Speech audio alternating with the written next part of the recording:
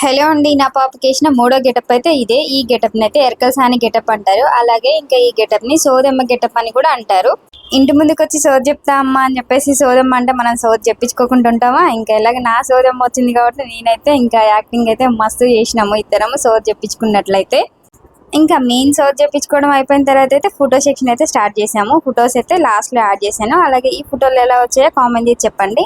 నా చిన్నప్పటి నుంచి నా మీద నా కోరికలేమో కానీ నా చిటితల్లిని చూసినప్పుడు నాకు వచ్చిన కోరికలు అయితే అన్నీ తీర్చుకుంటున్నా. మంచి హ్యాపీగా అనిపిస్తుంది నాకైతే.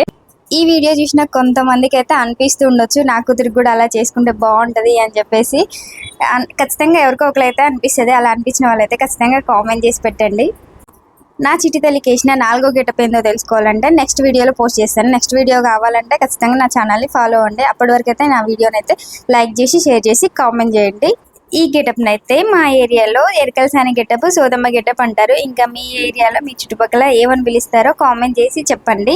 ఇంతకీ నా చిట్టి తల్లి ఈ గెటప్లో ఎలా ఉందో అది కూడా చెప్పండి.